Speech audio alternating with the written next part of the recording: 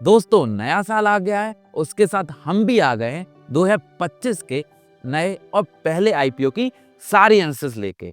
जी हाँ, हम आज बात करने वाले हैं स्टैंडर्ड ग्लास लाइनिंग आईपीओ के बारे में। जब ये वीडियो खत्म होगी तो आपके पास मोर देन इनफ डिटेल होगी ये डिसीजन लेने के लिए कि आपको इस आईपीओ में अप्लाई करना है या नहीं, क्योंकि हम बात करने वाले हैं सब कुछ के बारे में। जी हाँ, हम बात करेंगे कि कंपनी करती क्या है, आईपीओ की डिटेल्स कि आप कब से कब तक अप्लाई कर सकते हैं, कितना ऑफर फॉर सेल है, कितना फ्रेश इशू है और आपको एक लॉट में अप्लाई करने के लिए कितना पैसा इन्वेस्ट करना पड़ेगा। और जब बात कंपनी की हो रही हो और फंडामेंटल की ना हो, ऐसा कैसे हो सकता है? उसके बाद हम पॉजिटिव्स और नेगेटिव्स भी कंबाइंड करके डिस्कस करेंगे।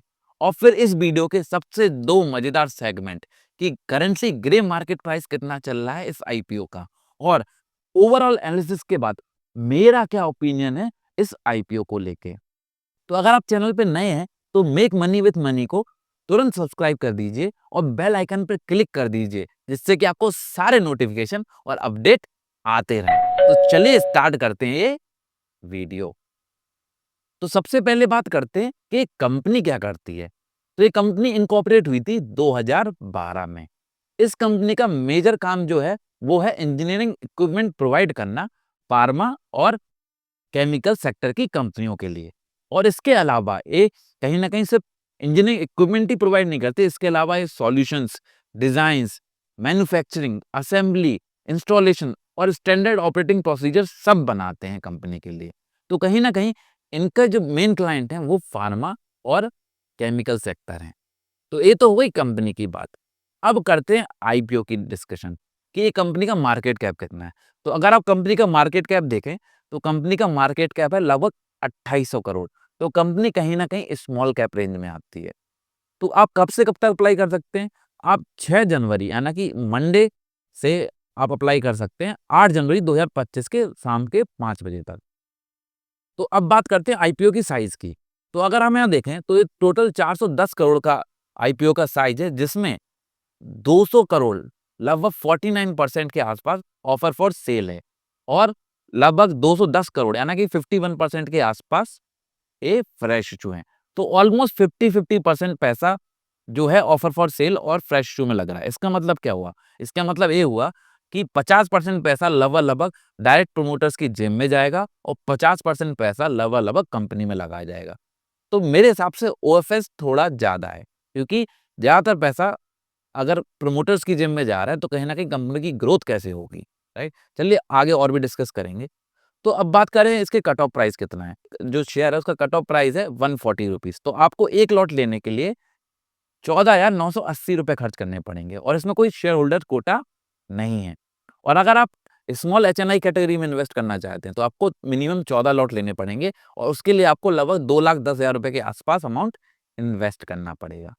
तो ये तो हो गई कि कितना लॉट है और कितना ऑफर फॉर सेल है या फिर कितना फ्रेश इशू है। अब बात करेंगे क्या इसमें कोई एंकर इन्वेस्टर भी हैं? जी हाँ, तो कंपनी ने 123 करोड़ के जो शेयर्स हैं वो एंकर यानी कि बड़े जो इंस्टीट्यूशंस होते हैं उनके लिए कर रखा है। बड़े इंस्टीट्यूशन से मतलब होता है जैसे म्यूचुअल फंड कंपनी हो गई या फिर पेंशन फंड हो गया, लाइफ इंश्योरेंस कंपनी हो गई। अगर कोई एंकर इन्वेस्टर किसी आईपीओ में इन्वेस्ट कर रहा है तो इसका मतलब कहीं न कहीं एक बहुत बड़ा स्ट्रॉन्ग एंडोर्समेंट है उस कंपनी के लिए। तो इसका एंकर पोर्शन साइज़ है लगभग 123 करोड़ रुपए और इसका लॉक इन पीरियड जो कि याद रखना बहुत ज़रूरी है कि एंकर जो इन्वेस्टर उनका लॉक इन पीरियड कब खत्म हो रहा है, वो है 9 अप्रैल 2025, राइट? तो अगर आपने इस शेयर में अप्लाई किया तो 9 जून तक आपको कंफर्म हो जाएगा कि आपको शेयर मिलेंगे या नहीं और 13 जनवरी पर कहीं न कहीं शेयर मार्केट में लिस्ट होगा। तो ये तो हो गई आईपीओ की बात। अब करते हैं सबसे इम्पोर्टेंट चीज़ पे डिस्कस, वो है फंडामेंटल। किसी भी कंपनी में अगर आपको इन्वेस्ट करना है तो उसका सबसे इम्पोर्टेंट पैरामीटर होता है ये देखना कि उनका बिजनेस कैसा है। क्या कंपनी का बिजनेस अच्छा है, स्ट्रांग है या नहीं? तो वो कैसे चेक करते हैं? वो देखते हैं कंपनी के फंडामेंटल्स से। तो सबसे पहले देखते हैं कंपनी के फंडामेंटल। तो अगर आप 2022 से 24 का डेटा देखें तो कहीं न कहीं एसेट काफ़ी अच्छे तेज़ी से ग्रो हो रहे हैं। 298 से 347, 655 और 30 सितंबर तक 756 के आसपास हो गया है। तो ये करोड़ में है। तो एसेट तो कंपनी के बढ़ रहे हैं, कंपनी का रेवेन्यू भी देखें तो 2022 से 2023 के बीच में ऑलमोस्ट डबल से भी ज़्यादा हो गया, जो कि बहुत अच्छा उछाल है। 24 में उतनी तेजी से ग्रोथ नहीं है, लेकिन ऑलमोस्ट 10% की ग्रोथ है, तो दैट इज गुड। तो अब बात करें अगर प्रॉफिट आफ्टर टैक्स की, तो कहीं ना कहीं कंपनी का 2022 में जो प्रॉफिट 25 करोड़ के आसपास था, वो 53 करोड़ हो गया है ना। कि जैसे जैसे कंपनी का रेवेन्यू डबल हुआ, इनका प्रॉफिट भी डबल हुआ। अगर कंपनी की नेटवर्थ देखेंगे तो वो भी कहीं ना कहीं बढ़ रही है। कंपनी का रिजर्व्स एंड सरप्लस यानी कि जो कैश फ्लो है वो भी बढ़ रहा है। बट यहाँ पर एक नेगेटिव पॉइंट देखने की बात है, वो टोटल टोटल बोरोइंग। कंपनी कहीं न कहीं बोरोइंग भी बढ़ रही है, जो कि एक नेगेटिव साइन है। बट मुझे लगता है कि जैसे ही ये आईपीओ लिस्ट होगा, कंपनी के पास 210 करोड़ रुपए आएँगे, तो कहीं न कहीं मुझे लगता है बोरोइंग कम हो जाएगी। तो अभी हाल-फिलहाल में थोड़ा नेगेटिव साइन है, बट मुझे लगता है आईपीओ के बाद कहीं न कहीं प्रमोटर डेफिनिटली बहुत सारा पैसा डेट रिड्यूस करने में लगाएँगे। चलिए अब बात करते हैं इसके आगे कि कंपनी का पी रेशियो क्या चल रहा है। तो करंटली कंपनी का जो पी रेशियो है, प्री आईपीओ है लगभग 43 के आसपास, और जब आईपीओ अलॉट हो जाएगा उसके बाद ये होगा लगभग 38.5। तो आपको लगेगा ये थोड़ा हायर एंड पे है। तो जैसे हम इनके अगर पीयर्स की बात करें, जीएम पेफोल्डर, एचएलई ग्लासकोट, थर्मैक्स, पराज इंडस्ट्री, तो अगर आप देखेंगे तो अगर केवल जीएम को छोड़ दिया जाए तो बाकी के जो पीई हैं वो इस कंपनी से ज़्यादा है। तो ओवरऑल कहीं न कहीं अपने पीयर से कंपैरिज़न में अगर वैल्यूएशन देखी जाए, तो कम ही है या एक पीयर के मुकाबले तो बराबर ही है। तो कहीं न कहीं वैल्यूएशन अगर पीयर से कंपेयर करेंगे तो बहुत ज़्यादा नहीं है। प्रॉफिट अगर अर्निंग पर शेयर की बात करें तो 3.25 है, जो कि थोड़ा कम है, और पोस्ट आईपीओ थोड़ा बढ़ जाएगा, 3.64 हो जाएगा। प्रॉफिट आफ्टर टैक्स हम 2024 का डिस्कस कर ही चुके हैं कि 60 करोड़ के आसपास है। Return on equity, this is very good कि रिटर्न ऑन इक्विटी ऑलमोस्ट 20% है। कहीं न कहीं मैं ये चीज़ बहुत चेक करता हूँ कि जो कंपनी का रिटर्न ऑन इक्विटी वो कितना है, क्योंकि कहीं न कहीं लॉन्ग टर्म में स्टॉक मार्केट के जो उस पर्टिकुलर शेयर्स को लेके रिटर्न होंगे, वो इसी से मेजर होते हैं कि रिटर्न ऑन इक्विटी। अगर कहीं न कहीं किसी कंपनी का return on equity single digit में है, तो मुझे वो कंपनी बहुत ज़्यादा अट्रैक्ट नहीं करती, और यहाँ पर इसका रिटर्न ऑन इक्विटी 20% से भी ज़्यादा, जो कि एक बहुत ही पॉजिटिव साइन है। प्राइस टू बुक वैल्यू भी 5 है, तो ठीक है। डेट टू इक्विटी भी बहुत ज़्यादा नहीं है, 0.32 है, तो दिस इज़ ऑल्सो ओके। तो ओवरऑल अगर देखें तो कंपनी के फंडामेंटल्स तो ठीक है। अगर सिर्फ बोरिंग को छोड़ दिया जाए तो बाकी कोई ऐसा नेगेटिव साइन नहीं दिखा। चलिए अब जैसा कि हमने कहा था कि हम डिस्कस करेंगे ओवरऑल की कंपनी के क्या पॉजिटिव्स हैं और क्या नेगेटिव, उसके बारे में डिस्कस करते हैं। तो अगर आप देखें तो कंपनी की, जैसे मैंने बोला कि फार्मा और केमिकल सेक्टर की कंपनीज़ के लिए काम करती है, तो इनके पास बहुत सारे प्रेफर्ड पार्टनर हैं। अब बहुत सारे इनके पास ऐसे पार्टनर हैं जो इनसे ही प्रोडक्ट बनवाते हैं। तो एक काफ़ी एक पॉजिटिव साइन है कंपनी के बिज़नेस के लिए। और जैसा कि हमने बोला था कि वैल्यूएशन इनकी पीयर्स के मुकाबले थोड़ी कम है, तो जो अच्छी चीज़ है। और कंपनी आपने देखा 2022 से 23 में डबल से भी ज़्यादा ग्रो हुई है।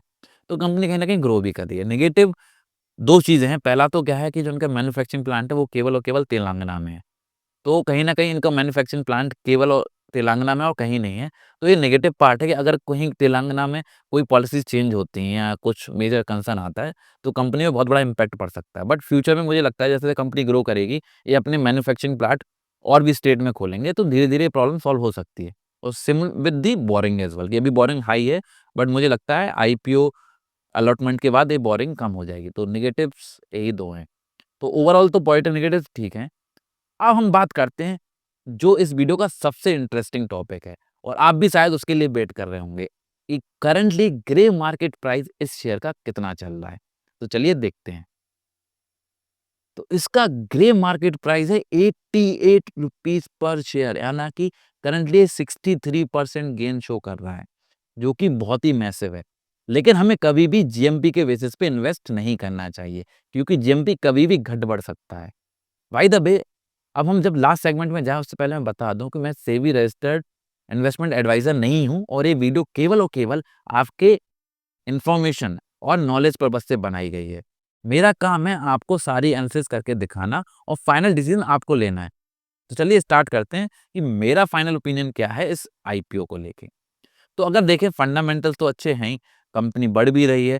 आईपीओ अगर कॉम्पिटिटर्स से देखें तो फेयरली प्राइस्ड है, और अगर बोरिंग समय के साथ कम हो जाती है, जो कि मैंने कहा कि आईपीओ का होने के चांसेस बहुत ज़्यादा है, तो वो भी अच्छी चीज़ है। तो मेरे हिसाब से तो आप इस कंपनी में लॉन्ग टर्म के लिए भी इन्वेस्ट कर सकते हैं, और केवल लिस्टिंग गेन ही नहीं, आप लॉन्ग टर्म में भी इसमें पैसा बना सकते हैं, अगर इनका बिज़नेस जिस तेज़ी से ग्रो हो रहा है, ऐसे ही ग्रो होते रहे, right? But this is just my opinion. ये फाइनल डिसीजन आपको लेना है कि आपको इसमें इन्वेस्ट करना है या नहीं।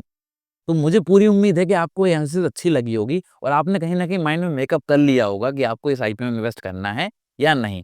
तो अगर चैनल पे नए हैं तो चैनल को सब्सक्राइब कर दीजिए, बेल आइकन पे क्लिक कर दीजिए, जिससे कि आपको सारे नोटिफिकेशन और अपडेट आते रहें। और इस वीडियो को अपने दोस्तों के साथ शेयर करना ना भूलें। तो चलिए मिलते हैं अगले वीडियो में।